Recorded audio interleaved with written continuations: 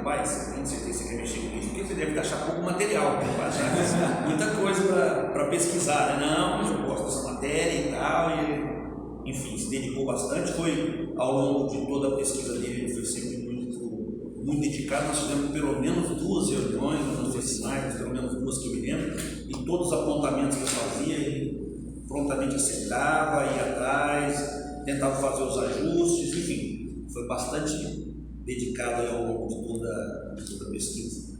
E eu, de minha parte, como comentei com você ao longo da pesquisa, o que eu tinha para te arguir, para questionar, para indagar, para dar ideias, enfim, eu fiz durante o tempo que eu desenvolvi o trabalho. Então hoje não tem nenhuma indagação a fazer, por isso eu passo diretamente, não sei se tem uma... Eu ia fazer a exposição dele assim. Perdão, me perdoe. Perfeitamente. Então, antes de passar as arguições, você tem que ser, eu falei 5 minutos. Aqui 15, mas deve ser mais objetivo, né, para poder fazer a explanação. Tá bom. Primeiramente, bom dia. Eu quero agradecer à Universidade de Araraquara, quero agradecer o reitor, o professor Dr. Luiz Felipe, quero agradecer o coordenador do curso de Direito, o professor Fernando Passos, agradecer a presença do Dr. Augusto Falvel e do meu orientador, professor Hudson Coutinho, que foi muito rígido, né, na correção do meu trabalho. Inclusive ele me colocou um medo no início, falando que eu tinha certeza que eu queria ele como meu orientador, que ele era chato. Mas eu falei, não, professor, eu prefiro desse jeito. Mas graças a Deus deu tudo certo.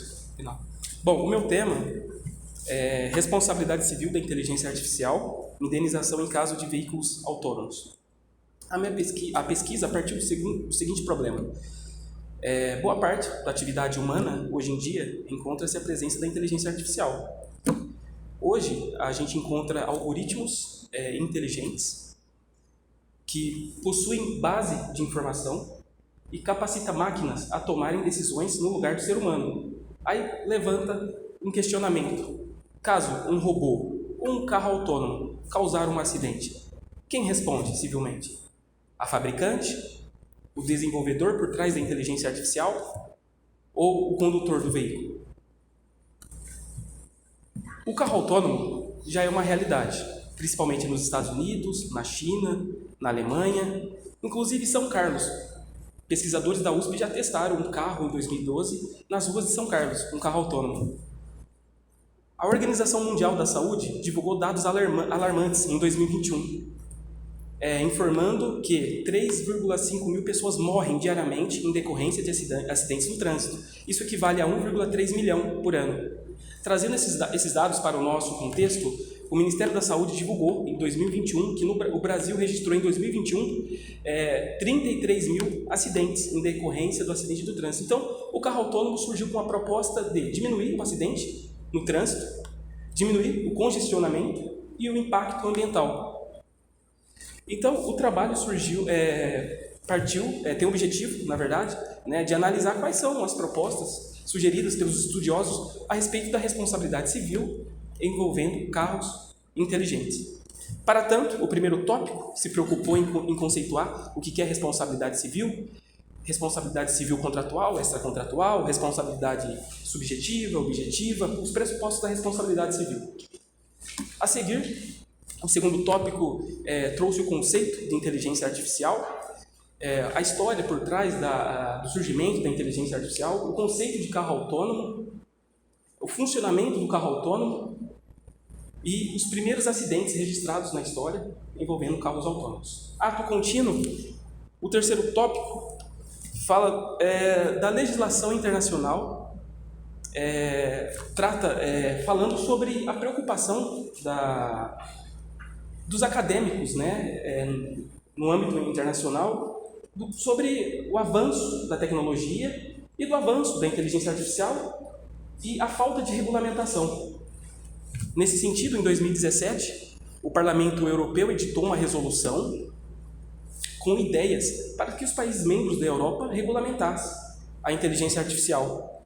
Essa resolução sustentou a ideia, então, de os robôs terem um estatuto jurídico próprio, então dando uma personalidade jurídica para os robôs, defendeu a inovação e a criação de um seguro obrigatório.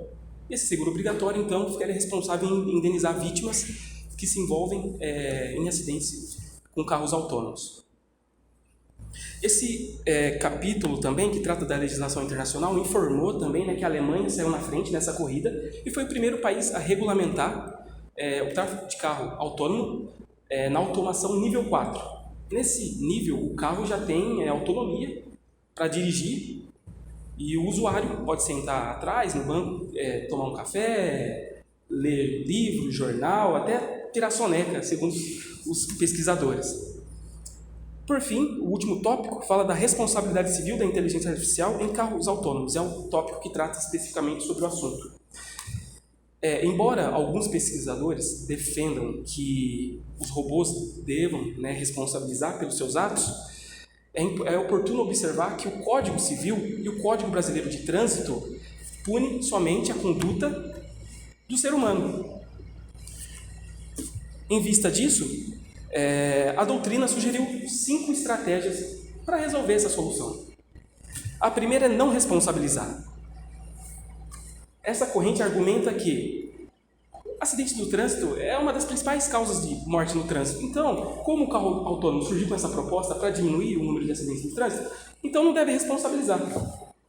A segunda sugestão é responsabilidade objetiva dos fabricantes.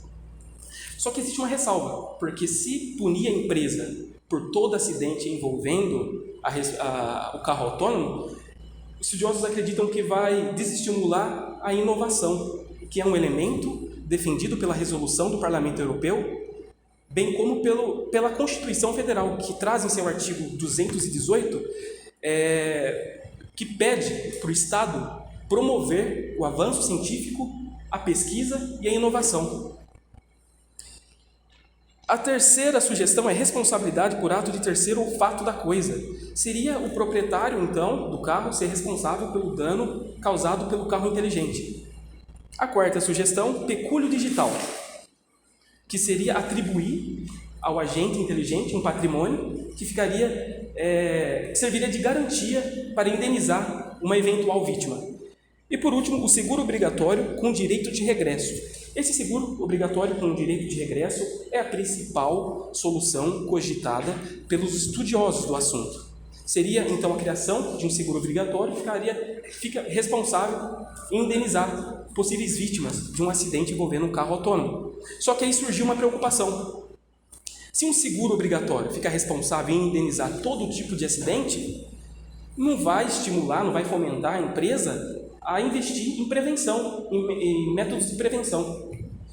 Outra preocupação, se um seguro obrigatório fica responsável em cobrir qualquer tipo de dano envolvendo um carro inteligente, o condutor do veículo ali não vai se preocupar em respeitar a lei de trânsito, cuidar em relação à vida humana, né, ter tomado os devidos cuidados. Então, a doutrina chegou na conclusão que a responsabilidade civil pode atingir o fabricante, o condutor do veículo e a inteligência artificial. No que tange o fabricante pode ser responsabilizado regressivamente pelas falhas mecânicas ou pela falha do software, que é conhecido na linguagem jurídica pelo vício ou fato do produto.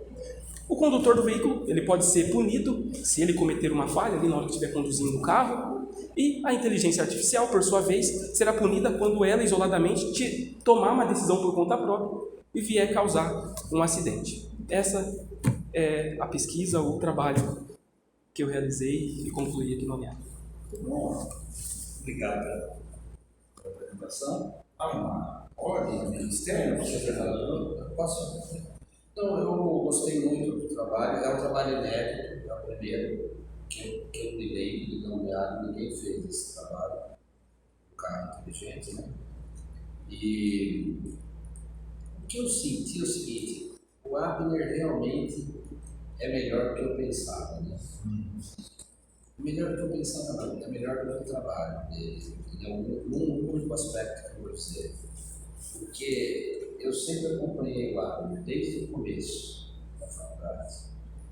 Eu sempre tive por ele esse enorme respeito, sabe? Carinho mesmo, um aluno que quer mudar o mundo, né? e quer, a partir dos seus estudos, contribuir. E o trabalho é muito bom. Eu falei que o Adler é maluco de ter escolhido esse tema e ainda com esse orientador. O que eu tinha estranhado era a consideração final. Eu adorei a introdução lá que fala: será necessário criar um direito para o seu esposo, diferenciando sobre isso, as 4 teorias. Mas eu achei, e agora ficou claríssimo para mim, a exposição dele, ele aponta as 4 soluções possíveis, mas reconhece que elas não são as mais adequadas, principalmente a melhor apontada, que é o seguro. E isso está lá dentro, mas na consideração final, pareceu assim, isso eu só estou te falando porque agora eu entendi, mas eu não tinha entendido pela consideração final. Parece que a solução é o seguro, porque olha, a ideia de existir um seguro obrigatório garante os aspectos reparatórios de um acidente provocado pelo regulatório. Por outro lado, manter a função preventiva, pois não desobriga o motorista de dever de cuidado ainda da responsabilidade do fabricante em caso de falha mecânica do software. Eu falei, eu tinha anotado, é um pouco simplista, porque seguro já existe hoje, né? Se você for levar adiante essa pesquisa, eu deixaria um pouco mais detalhado nesse aspecto. Embora no final você tenha dito que talvez seja ainda a responsabilidade da empresa, fabricante e tal, porque é a única solução mesmo, né? Quem tiver um carro inteligente e não vai ser responsabilizado pelo carro inteligente, só o seguro não vai resolver o problema e vai acomodar, como você disse. É uma questão de análise econômica do direito, que se fala hoje, né? Análise econômica do direito é um grande tema, né? Então, eu ia te fazer essa pergunta, mas você já respondeu. Eu gostei muito, muito, muito, muito. Se você for levar adiante, eu melhoraria ali naquele fundo para dar esse reflexo que se deu na exposição aqui. Parabéns, Wagner. Fiquei muito feliz com o seu trabalho. Eu gostei muito também, é um tema bem relevante. A gente até conversando um pouquinho antes da explanação dos exemplos, né? O que me chamou a atenção, quando você falou que a Alemanha foi a pioneira em legislar sobre o assunto. A título de curiosidade, você chegou a ter acesso a essa legislação e ver como que essa legislação tem enfrentado esses casos de acidentes envolvendo essa situação? Sim. Não, doutor Augusto, eu não cheguei a ter acesso a essa legislação. A única informação assim que eu tive, que eu consegui extrair dos livros, é que primeiro a Alemanha regulamentou o nível 3 de automação, que é um nível, inclusive, que o Google e a Uber já estão fazendo teste. Porque eles acreditam, né, que em 2025 a indústria já vai começar a realizar vendas de carros autônomos, de semi-autônomos, desse nível 3 e 4. E em 2021, recentemente, a Alemanha regulamentou a automação nível 4, que é aquela que eu expliquei durante a exposição, que o motorista, né, o condutor já pode sentar no banco de trás e deixar que a inteligência artificial tome o comando do carro. Perfeito, talvez. Obrigado. Obrigado. Parabéns.